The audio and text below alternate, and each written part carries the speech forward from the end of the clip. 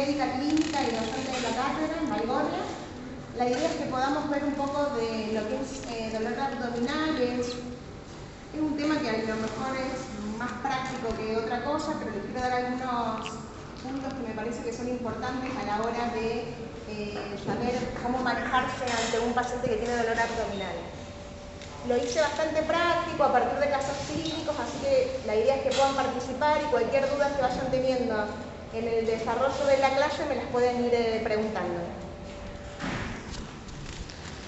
Bueno, el dolor abdominal es, como les puse ahí, un desafío tanto para el médico de atención, digamos, ambulatoria o como para el especialista, porque en realidad es bastante complejo poder abordar el dolor abdominal y es importante siempre recalcar en poder interrogar bien al paciente, poder hacer una buena historia clínica para poder, digamos, afinar lo que más se pueda y poder hacer un algoritmo para llegar a un diagnóstico sin tener que hacer 700 millones de estudios complementarios, ¿sí? A grosso modo, lo más importante del dolor abdominal es poder diferenciar aquellos que van a ser de causa quirúrgica en el abdomen agudo de los que son de tratamiento médico, porque obviamente saben que aquellos que son de causa quirúrgica son los que uno tiene que ser más resolutivo en forma temprana, ¿sí? Y hay ciertos grupos de pacientes donde uno tiene que ser un poco más exhaustivo en ciertas cuestiones, como son los chicos, ¿sí? Donde es bastante difícil poder examinar a un nene o entender, digamos, qué es lo que le duele, a los ancianos, sobre todo porque son una población donde, además de lo que le está, digamos, teniendo el padecimiento del dolor agudo o el dolor abdominal, también tienen comorbilidades, son polimedicados, o sea, es una patología bastante complicada en los ancianos y sumamente frecuente, y los inmunocomprometidos porque uno tiene que pensar otras causas, aparte de las causas habituales que pensaríamos en un paciente inmunocompetente. Bueno, dependiendo del origen, uno lo puede diferenciar en visceral, parietal o referido, ¿sí? El dolor visceral, recuerden siempre que es el dolor más sordo, más tórpido, que no tiene una localización específica y puede ser más insidioso. El dolor peritoneal es ese dolor bien puntual, localizado, aunque también puede ser generalizado, y acuérdense siempre que la irritación es a nivel del peritoneo parietal. El peritoneo visceral no tiene sensibilidad, sino únicamente la produce al distenderse las vísceras, ¿sí? Y el dolor referido, que muchas veces es el dolor que se puede referenciar en el abdomen, pero viene de otro lugar, la mayoría de las veces de cuestiones sobre todo cardiopulmonares. Bueno, como otra forma de poder dividirlos a través del mecanismo de desencadenante del dolor, ese es un dato importante, que casi el 50% de las veces uno puede no llegar a un diagnóstico, ser un dolor totalmente inespecífico, y eso pasa habitualmente en la consulta clínica.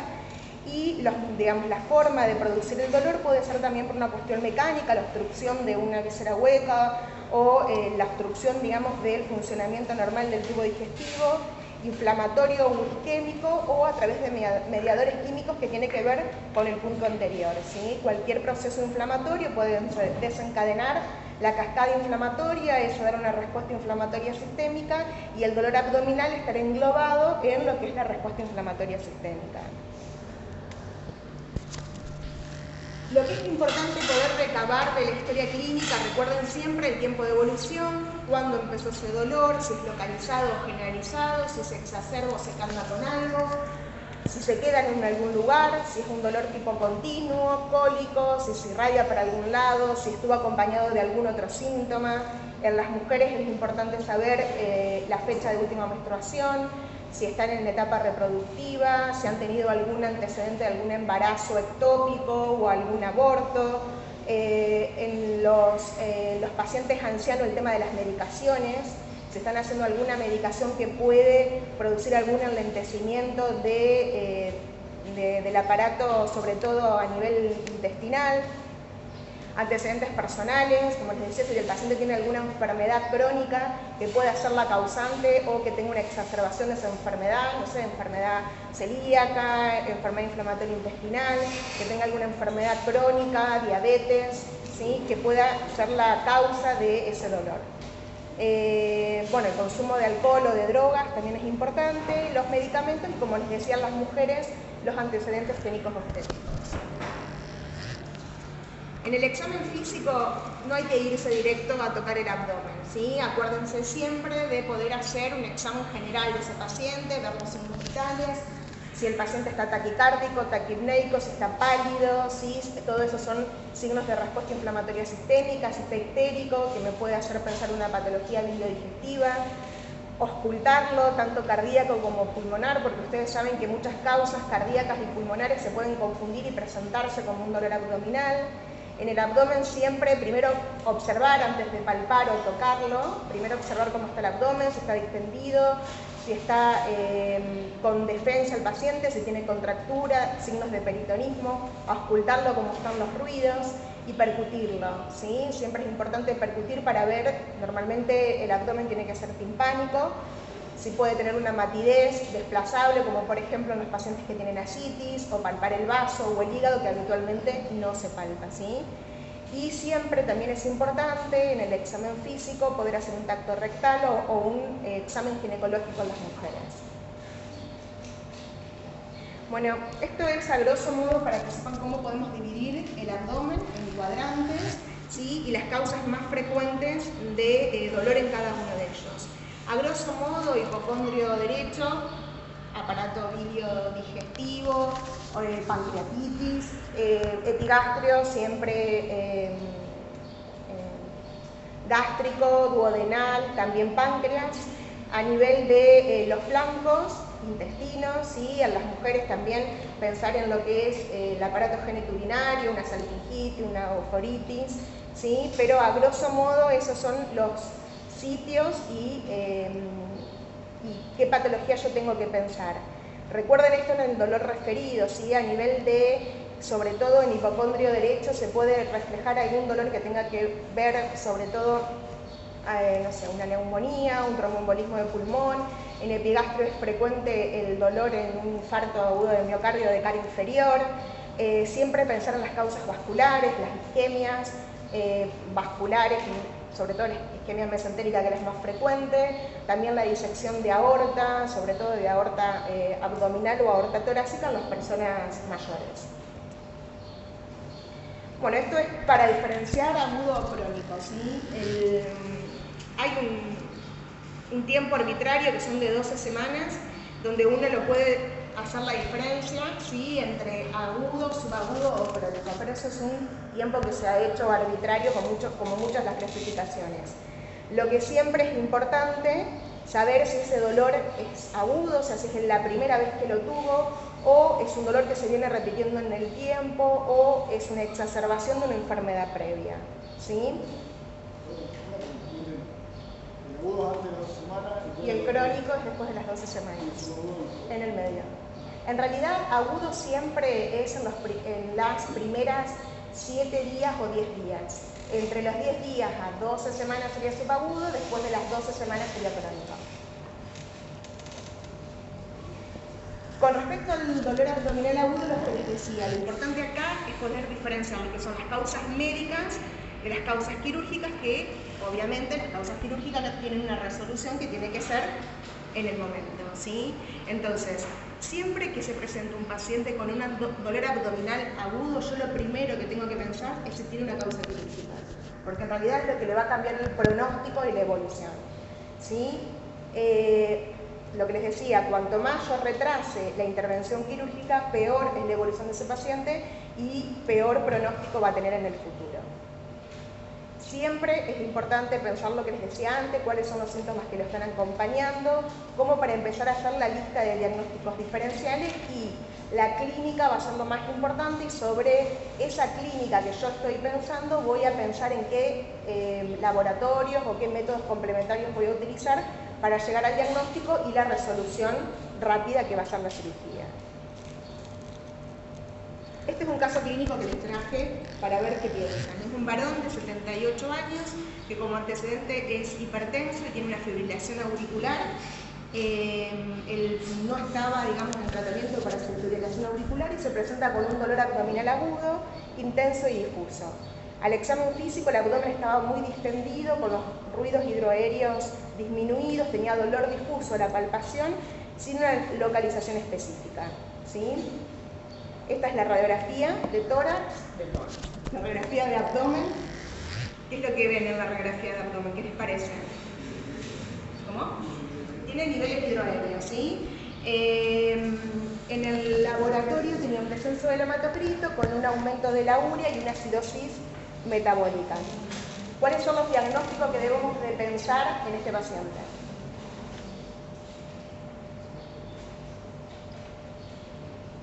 ¿Qué les parece? 78 años, tiene, digamos, una placa de un hilio, porque tiene niveles hidroaéreos, está distendido, tiene los ruidos hidroaéreos disminuidos, y en el examen físico nada, el abdomen distendido, bien de hilio, ¿sí?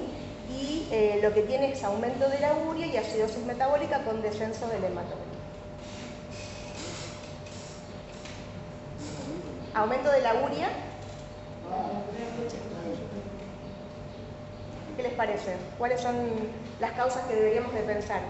Cetocidosis. Sí, una hemorragia. ¿Qué más? ¿Cómo? Una embolia, sí, en realidad.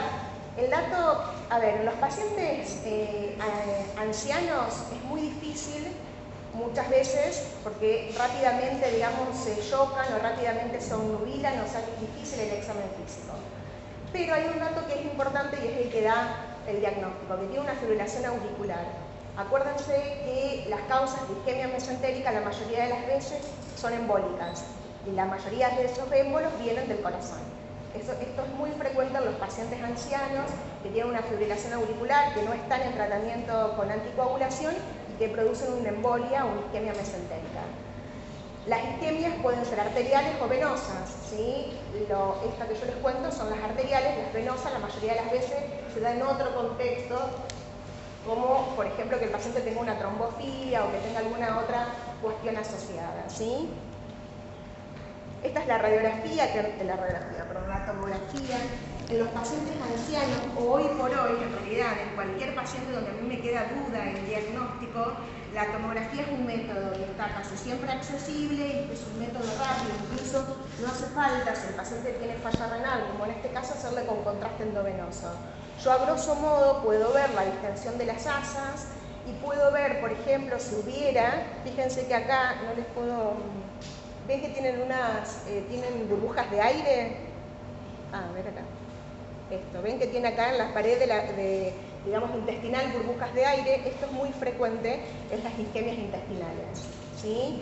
Y fíjense que en realidad lo que yo veo en la tomografía es lo que en realidad vi por primera vez en la radiografía, que son la distensión de las asas, ¿sí? Con la pared engrosada, los niveles, que acá no lo veo porque en realidad estos cortes no lo alcanzan a ver, y estas burbujas aéreas, que es lo que me da casi siempre para pensar en la isquemia mesentérica. En realidad el diagnóstico de isquemia mesentérica es a través de una arteriografía. Obviamente muchas veces la arteriografía no se puede acceder, pero cuando uno tiene alta sospecha, directamente se hace la laparotomía exploradora y se busca en el lugar donde la mayoría de las veces está, que es a nivel de la mesentérica. Este paciente tenía una isquemia intestinal aguda, ¿sí? ¿Alguna duda sobre el caso? ¿No? Bien. Lo que les decía, que en los ancianos muchas veces el dolor es mucho más solapado que en la gente adulta, que siempre estos pacientes son pacientes complicados porque tienen muchas comorbilidades, porque la mayoría de las veces están polimedicados. Estas son las causas más frecuentes: la enfermedad biliar complicada, la obstrucción intestinal y complicaciones herniarias. Y fíjense que la mortalidad es alta, cercana a un 30% en este grupo etario. Con respecto a qué pedir, digamos, dentro de los métodos complementarios en un paciente con un dolor abdominal agudo, En realidad, como yo les decía, depende de lo que yo piense que tiene ese paciente. Pero en realidad lo que la mayoría de las veces se pide es un laboratorio, un hemograma completo, con fórmula, plaquetas, la función renal, la glicemia, pacientes que pueden tener un debut de una cetoacidosis o un coma hiperesmolar a través del dolor abdominal, las transaminasas, ¿sí? La FAL y la bilirrubina para ver si hay colestasis, la amilasa, la lipasa, que son las enzimas pancreáticas, que en realidad la amilasa es muy sensible pero poco específica, hasta tarda en elevarse. En realidad uno no la utiliza como diagnóstico, sino muchas veces para ver la evolución de un paciente con pancreatitis. Una orina completa para ver que no tenga leucopiosituria y que pueda tener una pielonefritis. El test de embarazo, obviamente, en pacientes mujeres en edad reproductiva. Los cultivos, obviamente ese paciente se va a quedar internado, es importante tener hemocultivos, cultivo de orina si la orina tiene leucopiosituria. Y las radiografías, siempre, acuérdense, radiografía directa de abdomen y radiografía de tórax. ¿Por qué pido radiografía de tórax, aparte de la de directa de abdomen? Para evaluar neumoperitoneo, ¿sí? Eso es lo más importante, entonces siempre tienen que pedir las dos. Directa de abdomen, si se puede de pie, porque ahí voy a ver bien los niveles hidroaéreos, y la de tórax para ver, también de pie, si tiene un neumoperitoneo, que es en realidad la visualización de la ruptura de una víscera hueca. Tomografía, si tengo la posibilidad de hacerlo, y obviamente si a mí me quedan dudas, muchas veces la laparotomía o laparoscopía, aparte de ser tratamiento, termina siendo diagnóstico. Hay muchos pacientes que a pesar de hacerle todo el algoritmo, no llegan a un diagnóstico y uno tiene que hacer una laparotomía o laparoscopía exploradora para tener un diagnóstico. Este es otro caso clínico. Es una paciente de 50 años que tiene el antecedente de un síndrome ácido sensitivo. ¿Saben lo que es el síndrome ácido sensitivo? Es la dispepsia, la gastritis, acidez o pesadez en la boca del estómago. Y esta química. Empezó con un dolor en el epigastrio intenso, de comienzo brusco, con irradiación al hipocondrio derecho y al dorso y vómitos porráceos. Al examen físico estaba pálida, taquicárdica, taquipneica, con un dolor generalizado y la imposibilidad de tocarla. ¿Qué tiene esa paciente? ¿Qué tiene en el examen físico? ¿Cómo está? Aparte de estar chocada, ¿sí? Tiene, digamos, signos de respuesta inflamatoria sistémica, taquicárdica, taquipneica, pálida, seguramente está hipotensa, pero en el abdomen, sí, en realidad, si ni siquiera la puedo tocar, seguramente esa señora tiene más contractura que defensa, o sea que tiene un abdomen peritoneal, ¿sí? La vez, no sé si alguno tuvo la posibilidad de ver, pero si alguna vez ven un paciente con un abdomen peritoneal, no se nos lo van a olvidar más, porque es probablemente el abdomen en tabla, es ni siquiera poder acercar la mano para tocarlo, es un dolor sumamente intenso, ¿sí?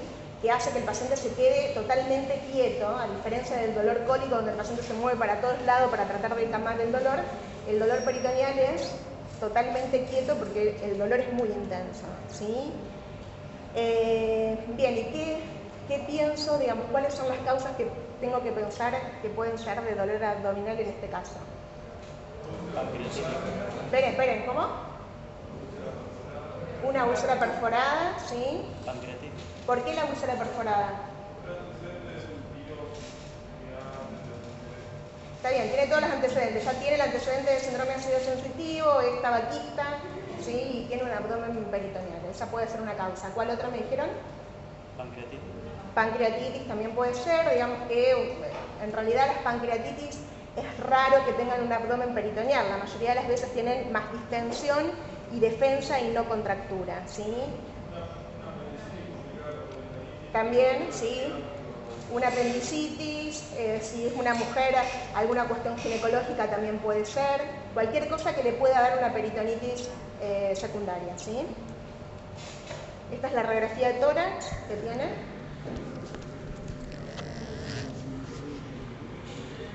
¿Un qué? Un terrible neumoperitoneo, ¿sí? Esto es, pero así se ve. Si alguna vez tienen la posibilidad de verlo, se ve así.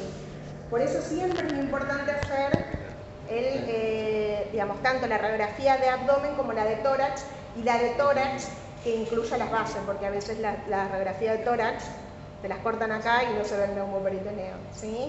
Pero esto es bien, aunque esto es una radiografía sacada de internet, pero así realmente se ve. Bueno, y esta señora tiene una úlcera perforada duodenal, que obviamente es tratamiento quirúrgico. Bueno, esto más o menos para darles una idea de algunas cuestiones que ya estuvimos hablando. El dolor que es obstructivo va a tener dolor que es más a veces tipo cólico, y a veces cuando la obstrucción es totalmente es la distensión abdominal, con los vómitos que primero empiezan siendo alimenticios y después se hacen, digamos, más biliosos o incluso aporráceos, dependiendo de dónde esté la obstrucción. Los ruidos hidroaéreos al principio, cuando es lo que se llama un abdomen de lucha, van a estar más aumentados, y una vez que se establece el hilio, totalmente abolidos. Va a haber mucho timpanismo a nivel del abdomen. Bueno, y la peritonitis, lo que hablábamos, el dolor abdominal es el abdomen en tabla con los ruidos disminuidos o ausentes. Bueno, la peritonitis, como ustedes saben, esto en realidad un detalle, esto lo van a ver más en cirugía, pero pueden ser primarias, secundarias o terciarias. Las primarias, digamos, lo que habitualmente se ve en el síndrome nefrótico, ¿sí? Por la citis que produce el síndrome nefrótico, por la hipoalbuminemia, y en los pacientes que tienen una hepatopatía crónica o una cirrosis con la peritonitis bacteriana espontánea. La secundaria va a ser aquella secundaria a cualquier alteración a nivel del abdomen, sea apendicitis, colecistitis, puede ser localizada, ¿sí? Eso, por ejemplo, se puede ver en una apendicitis, o generalizada, si hay una ruptura del apéndice con inflamación de todos los mesos. Y también, obviamente, si es generalizada, va a tener una respuesta inflamatoria sistémica y sepsis. Terciaria se le llama a la complicación de la secundaria, ¿sí? Por ejemplo, si yo tuve una apendicitis, se hizo la cirugía, se lavó la cavidad y después hace un absceso en el lugar donde tuvo la colección primaria, eso es terciario, ¿sí? Y también, bueno, lo que hablábamos, que es importante pensar en causas médicas que inflaman el peritoneo. Por ejemplo, un paciente que tiene un lupus, que tiene una policerositis, también puede tener inflamación del peritoneo. Un paciente que tiene un linfoma, un paciente que tiene una tuberculosis a nivel del peritoneo, un paciente con HIV, son causas médicas, la mayoría de las veces pueden ser infecciosas o inflamatorias crónicas, que producen inflamación peritoneal y que no es una causa quirúrgica de urgencia. Este es otro caso clínico, un varón de 53 años, que como antecedentes toma 1 litro de alcohol por día y se presenta con un dolor abdominal generalizado, con vómitos biliosos y fiebre. Tiene un aumento de las parótidas y lo que veo en el examen físico es que tiene demasiados hematomas espontáneos. Al examen físico estaba pálido, nubilado, taquicárdico, tenía la distensión abdominal con matidez desplazable y edemas en miembros inferiores. Hasta ahí, sin ver el laboratorio. ¿Qué les parece a este paciente? ¿Qué tiene? ¿Cómo? Sí, en realidad el diagnóstico de cirrosis es un diagnóstico anatomopatológico. Vos lo que puedes decir es que tiene signos de hepatopatía crónica. ¿Sí? Tiene las parótidas aumentadas de tamaño, lo de los hematomas espontáneos es por la alteración de la coagulación. ¿Qué más? Y bueno, obviamente tiene el antecedente de tomar 1 litro por día. ¿Y qué otra cosa tiene el examen físico que me hace pensar que tiene una hepatopatía crónica? ¿Los vómitos biliosos? Sí, los edemas, claro, tiene citis, la matidez desplazable es la citis, ¿sí? Bueno, y ahora, digamos, sobre ese cuadro, el paciente se presenta con un cuadro más agudo, donde en realidad está nubilado, tiene signos de respuesta inflamatoria sistémica y la distensión del abdomen. En el laboratorio tiene leucocitosis con neutrofilia, aumento de las transaminasas por 2, aumento de la gamma GT, que es bien característico de los pacientes que toman alcohol, disminución de las plaquetas y la albúmina, también bien característico de la hepatopatía crónica. ¿Qué piensan como primer diagnóstico en este paciente?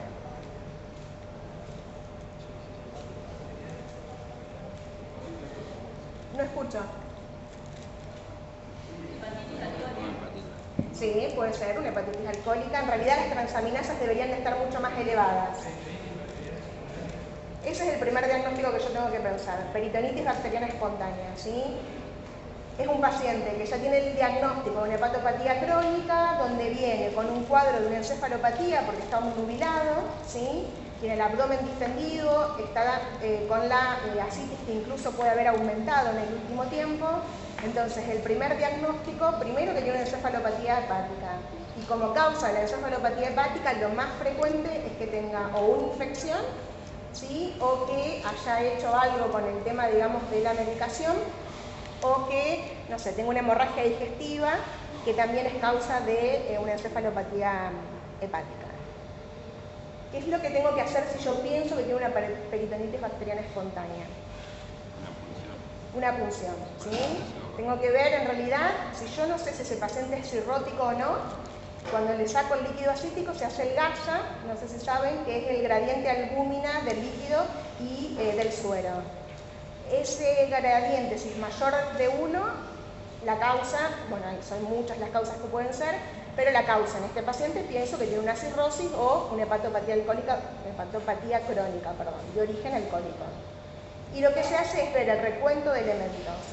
Si tiene más de 250 polimorfonucleares, ¿sí? Con un cultivo positivo, o sea que yo tengo que sacar ese líquido tanto para citofísico-químico como para cultivo, tiene el diagnóstico de una peritonitis bacteriana espontánea. Recuerden que esto de la peritonitis bacteriana espontánea es por traslocación de la flora que normalmente está en el colon, por lo cual es monomicrobiana, ¿sí? La mayoría de las veces son bacilos gram negativos, sobre todo Escherichia coli, Proteus, Klebsiella son las más frecuentes. Se presentan bien de esta forma que yo les cuento. Bueno, acá yo les puse una ecografía para que vean, este es un hígado cirrótico, fíjense, en realidad está disminuido el tamaño, los bordes no son netos, están lobulados, es un hígado, digamos, bien en un estadio final de la cirrosis, y esto negro que ven rodeando el hígado es el líquido, ¿sí? La punción del líquido en este caso le había dado un GASA mayor de 1, tenía recuentos de 1500 elementos con 80% de polimorfonucleares, obviamente tiene más de 200 polimorfonucleares, o sea que el diagnóstico es de una peritonitis bacteriana espontánea. Y el tratamiento son antibióticos, ¿sí? Cefalosporinas de tercera, la mayoría de las veces es Traxona. Ese es el tratamiento para la peritonitis bacteriana espontánea. Este es otro caso clínico, que es una mujer de 30 años con un dolor en el hipocondrio derecho, irradiado al dorso, que tiene fiebre, al examen físico está histérica y tiene defensa en el hipocondrio derecho. ¿Qué piensan? Litiasis. ¿Cómo? Sí, algo de la vía, digamos, de la zona hepatobiliar, ¿sí? Seguro que tiene colestasis porque está histérica, ¿sí? Y en el laboratorio tiene leucocitosis con neutrofilia, aumento de las transaminasas, aumento de la bilirrubina, predominio de la bilirrubina directa y aumento de los reactantes de fase aguda. Lo mismo que decíamos, tiene una respuesta inflamatoria sistémica y un laboratorio de colestasis. ¿Cómo? Sí, ¿qué es lo primero que le hago a este paciente? Una ecografía. ¿Sí? Los más sencillos se hacen en la cama del paciente. ¿Y qué es lo que yo tengo que evaluar en la ecografía? La vía biliar, ¿qué más? Digamos, de la vía biliar, puntualmente, ¿qué es lo que se ve? Bien, o sea, de la vía biliar voy a ver el diámetro, ¿sí? Muchas veces, obviamente, yo puedo ver una vesícula totalmente alitiáxica, pero la vía biliar engrosada. Entonces, ¿qué interpreto? O que realmente tiene un cálculo que no está en la vesícula, que está impactado en el colédoco, o que el cálculo ya migró, pero en su migración produjo una inflamación del colédoco. Entonces, siempre es importante ver, además de la vesícula, el tamaño de la vesícula, si tiene o no litos, muchas veces puede tener solo barro biliar, y ver el diámetro del colédoco, ¿sí? El páncreas es muy difícil visualizarlo con una ecografía porque hay mucha interposición gaseosa, por la distensión abdominal no es el método, pero muchas veces también uno intenta ver, además de la vía biliar, poder ver los riñones, ver que no tenga una obstrucción a nivel ureteral o la vejiga, o en el caso de las mujeres también el aparato genitourinario. Bueno, fíjense que esto es una ecografía que en realidad es una vesícula que está distendida, las paredes no están engrosadas, pero tiene barro biliar, ¿sí? No tiene un cálculo, pero sí tiene el barro biliar. Y acá fíjense, esta es otra ecografía donde se ve, este es un cálculo impactado en el bacilete, ¿sí? Y fíjense que esta vesícula, en comparación de las otras, tiene la pared engrosada. ¿Lo ven?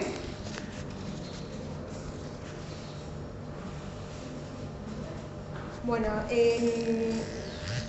lo que hablábamos, el diagnóstico de dolor en el hipocondrio derecho, la mayoría de las veces va a ser enfermedad biliodigestiva. En estos casos la ecografía es el método número 1, ¿sí? Para ver si a mí me quedan dudas con respecto a la ecografía, se puede hacer una tomografía. Y si ese paciente tiene una obstrucción de la vía biliar, o sea, no se hace la cirugía como primer momento, la cirugía para retirar la vesícula, sino lo que se hace primero es tratamiento antibiótico, y lo que sí se debe hacer es la desobstrucción de la vía biliar, que se hace con una colangio retrógrada endoscópica, que es la CPR, ¿sí? Una vez que yo dreno la vía biliar, dejo descansar la vesícula por lo menos 7 días, y después de la primera semana se hace la cirugía electiva de la vesícula. Bueno, esto es más lo mismo. Lo más importante siempre pensar es la litiasis vesicular o de la vía biliar. El dolor, fiebre, ictericia es la más frecuente en esta colangitis. Si tiene dolor, fiebre, entonces un marcado en general puede darse una colecistitis. Pero esto que les digo de las causas no quirúrgicas o las causas médicas es importante pensarla a nivel del hipocondrio derecho. El infarto, la pericarditis, el tromboembolismo, la neumonía, sobre todo patologías que tengan que ver con la irritación pleural, es muy frecuente que se puedan referir al hipocondrio derecho. Bueno, en el dolor epigástrico, lo que hablábamos antes, lo más frecuente de pensar es que tenga alguna patología a nivel gástrico o también pancreática. Siempre pensar en un paciente que empieza con un dolor sumamente agudo, con distensión abdominal, con náuseas, vómitos, mal estado general, y que si además tiene el antecedente de tener litiasis biliar, uno piensa como primer diagnóstico la pancreatitis. Acuérdense que la pancreatitis, la causa más frecuente en nuestro medio va a ser los cálculos. En segundo caso, el alcohol, y como causas menos frecuentes, por ejemplo, fármacos, o por hipertrigliceridemia, o por causas más raras todavía, no sé, que tenga una pancreatitis autoinmune, o que tenga una pancreatitis crónica, que tenga una exacerbación. Pero la causa más frecuente, y lo que uno tiene que pensar siempre, es en la enfermedad biliar. También esto que veíamos en el otro caso clínico, el dolor abdominal con dispepsias, náuseas, vómitos, la intolerancia. La dispepsia es un síntoma totalmente frecuente pero sumamente inespecífico, que puede ser desde algo funcional o realmente representar una patología en sí mismo.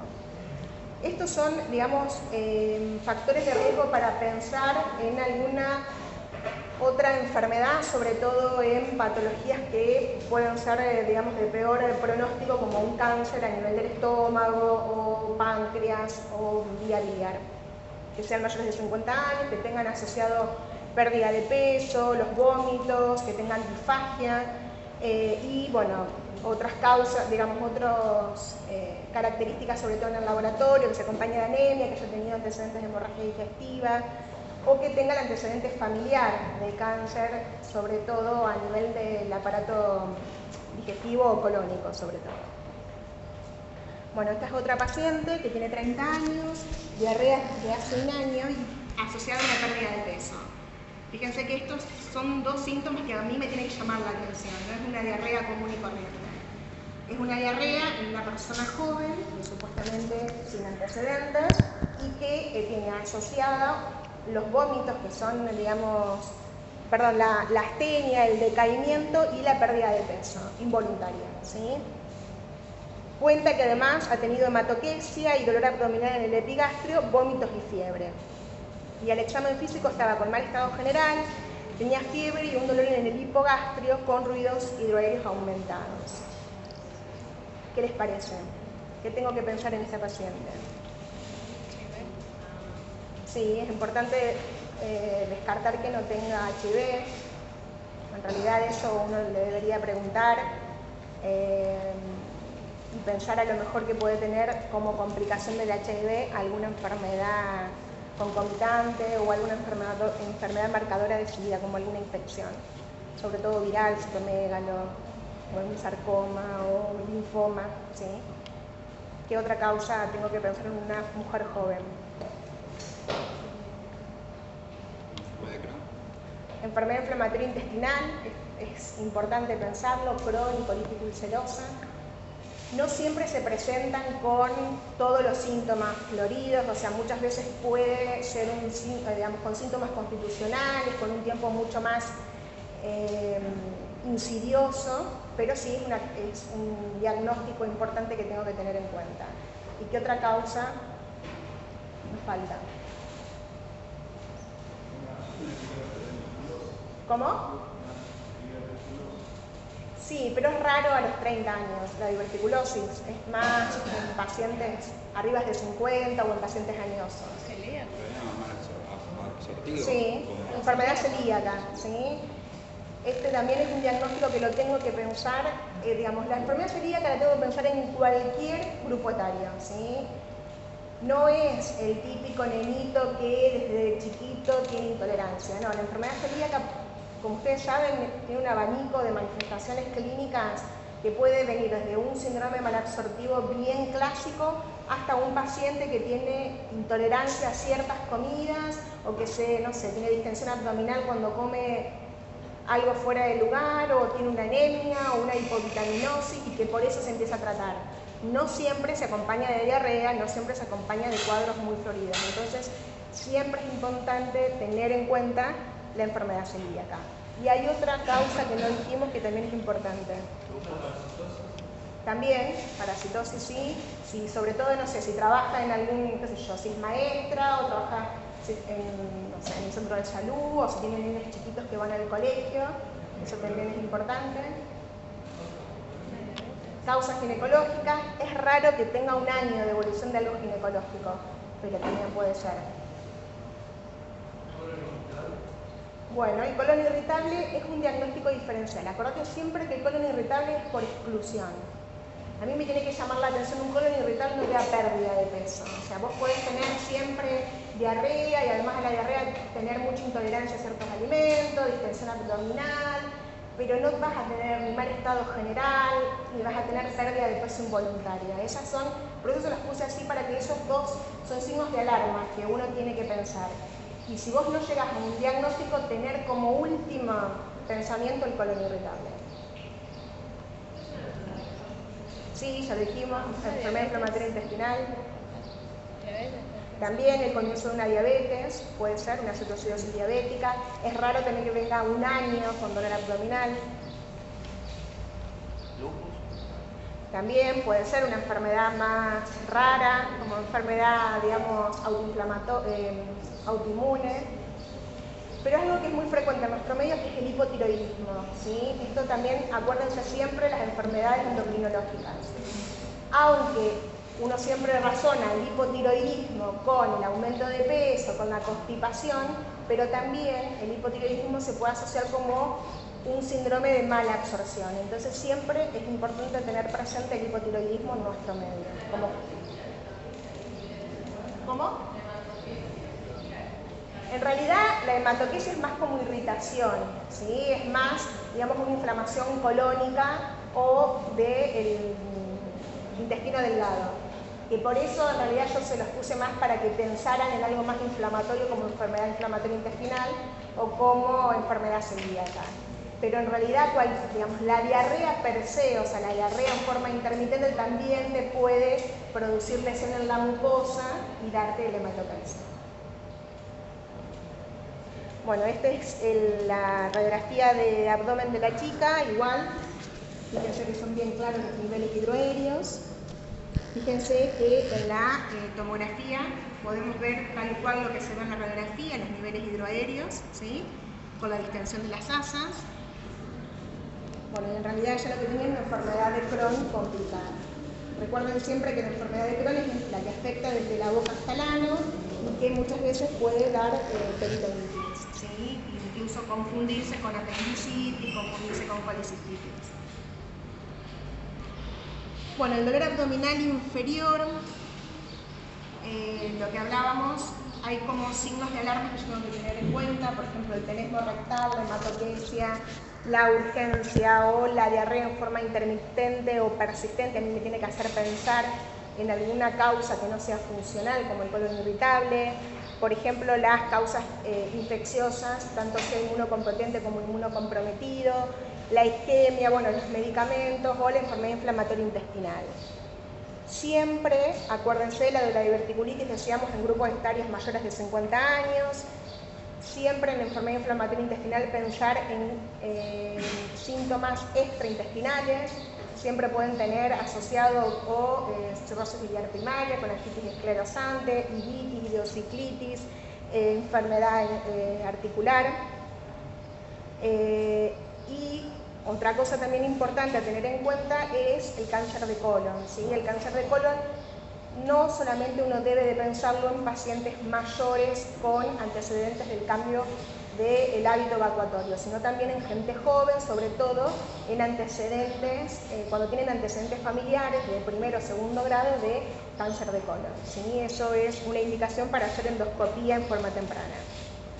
Bueno, y en las mujeres lo que hablamos de causas ginecológicas.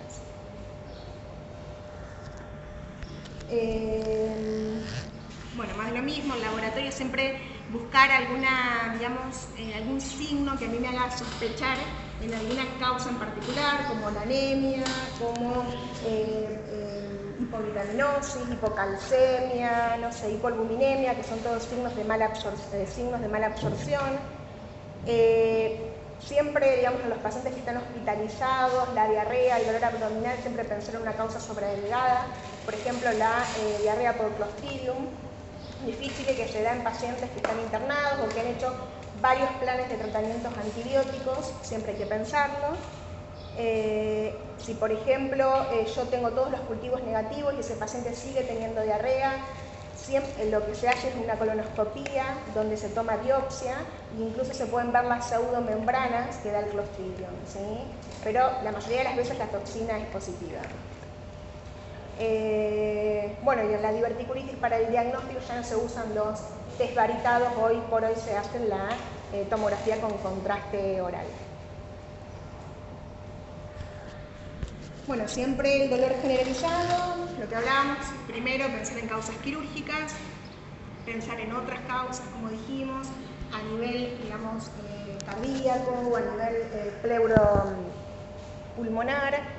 Siempre pensar, digamos, en un paciente que puede tener una disección de aorta, que se puede manifestar como un shock hipovolémico, con una respuesta inflamatoria sistémica, la isquemia que hablamos de intestino mesentérico, ¿sí? Que es un cuadro sumamente agudo.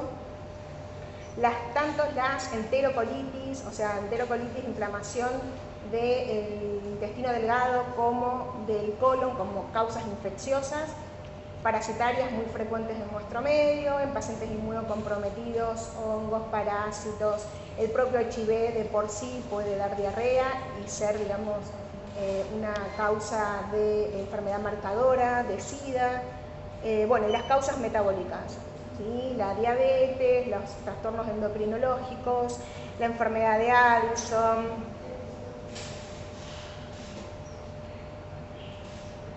Más de lo mismo, lo que hablábamos de qué hacer, acuérdense siempre, laboratorio completo, hemograma con fórmulas, plaquetas, la función renal, la función hepática, la cetocidosis. Acuérdense siempre, en estos casos, uno siempre hace un estado ácido-base, que no hace falta que sea arterial, puede ser venoso, donde yo veo la acidosis metabólica con descenso del carbonato, que es esto, la cetoacidosis diabética.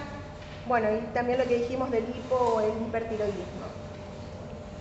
También obviamente hay otras causas hematológicas que también pueden dar la drepanocitosis, un linfoma, por ejemplo, o una hemólisis pueden dar dolor abdominal.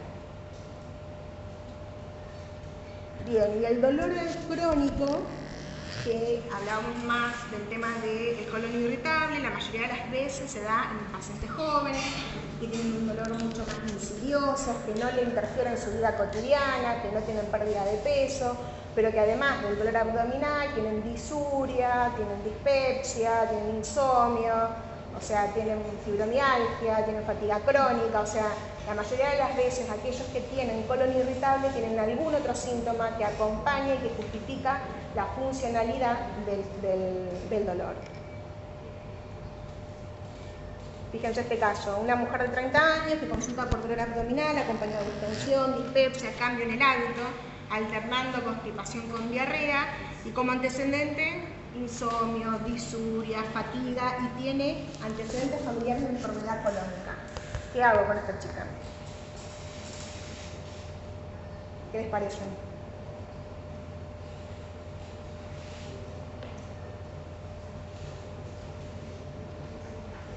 ¿El cuadro clínico qué les parece? Siempre descartar que haya algo orgánico. No hace falta que uno, digamos, haga algún método complementario o incluso un método invasivo para descartarlo. Es importante preguntarle y repreguntar. Yo les puse el antecedente familiar de enfermedad colónica porque esto es algo importante. Siempre hay que preguntar si tiene los padres o los abuelos que hayan fallecido o que ella cree que hayan tenido enfermedad colónica, porque esto, digamos, el cuadro clínico es bien típico del colon irritable, pero yo primero tengo que descartar que no tengo una enfermedad orgánica, ¿sí? La enfermedad orgánica quiere decir que no tengo un cáncer de colon, ¿sí? Porque el cáncer de colon se trata y se cura, o sea, son una de esas enfermedades que si no tiene factores de riesgo, se hace la colonoscopía, se trata y se cura. Y más en gente joven, entonces es importante preguntar sobre los antecedentes familiares de enfermedad colónica. Porque enfermedad colónica uno engloba todo, no sé, te dice que no, que la abuela tuvo divertículo y la mamá que tiene 60 tiene divertículo. Bueno, no. Enfermedad colónica significa o pólipos, o poliposis familiar, o algún cáncer, ¿sí? Bueno, y tiene un colon irritable si yo puedo descartar las otras cosas. Bueno, nada, lo que les decía, esto es sumamente frecuente, el dolor abdominal crónico en gente joven. Incluso si yo les pregunto acá, la mayoría, seguramente colon irritable tenemos casi todos. Es importante esto de los cambios del hábito, pero que nunca la diarrea se acompaña ni de moco, ni de pus, ni de sangre, ni de pérdida de peso, ni, digamos, de ningún otro síntoma que me haga pensar alguna otra enfermedad más allá de la cuestión funcional.